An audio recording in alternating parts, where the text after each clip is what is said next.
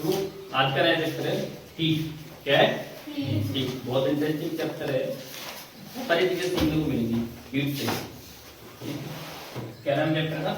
Heat यानी ऊष्मा। हिंदी में क्या कहते हैं? ऊष्मा। ऊष्मा कहते हैं। तो ऊष्मा क्या है? ऊष्मा एक प्रकार की ऊर्जा है। क्या है? ऊर्जा कैसे है?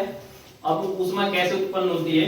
जब किसी के अणु किसी वस्तु के अणु यदि गति करें, क्या करें? गति करें, तो वो क्या उत्पन्न कर देते हैं? ऊर्जा। कौन सी ऊर्जा? काइनेटिक। कौन सी? काइनेटिक यानी कि गतिज ऊर्जा को उत्पन्न कर देते हैं, जो ऊष्मा के रूप में पाए। अभी देखो जैसे मैं खड़ा हूं, अभी मैं हाथ पकड़ूंगा तो इसके क्या है कि अणु गति कर रहे हैं। अभी थोड़ी देर में देखते तो हाथ कैसे हो जाते हैं? गर्म हो जाते हैं। क्या हो जाते हैं? गर्म हो जाते हैं। तो क्या है ऊष्मा? ऊष्मा एक ऊर्जा है। क्या है? एनर्जी है। क्या है? एनर्जी। कैसे? कौन सी एनर्जी? काइनेटिक एनर्जी के रूप में। यानी कि जब किसी वस्तु के कण आपस में, मतलब किसी वस्तु के कण जब गति करते हैं तो क्या उत्पन्न हो जाता है? Kinetic energy. वो किसमें कन्वर्ट हो जाता है? हीट में। किसमें? हीट। इसकी बहुत सारी विशेषताएं होती है।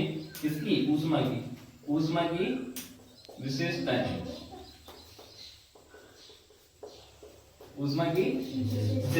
तो इसकी तीन विशेषताएं होंगी मुख्य रूप से। कितनी? तीन विशेषताएं होंगी। अब अभी यदि हम किसी वस्तु को गर्म करें तो उसका प्रसार हो जाता है, एक्सपेंड कर जाती है ना, उसकी ऊष्मा बढ़ जाती है नहीं? ऊष्मा बढ़ती है नहीं बढ़ती? ऊष्मा बढ़ेगी अगर किसी चीज को हीट करते हैं।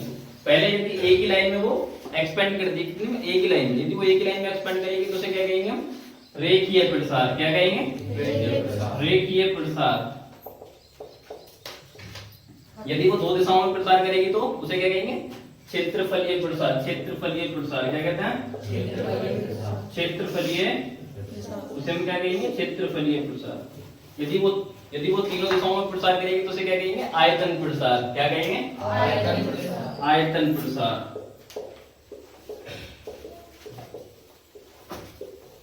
समझ में आया क्या? तीनों। रेखीय प्रसार जब एक ही दिशा में प्रसार होगा, क्षेत्रफलीय प्रसार जब दो दिशा में प्रसार होगा, और आयतन प्रसार जब तीनों दिशाओं में प्रसार होगा। समझ में आएगा? यहाँ तक क्या क्लियर है?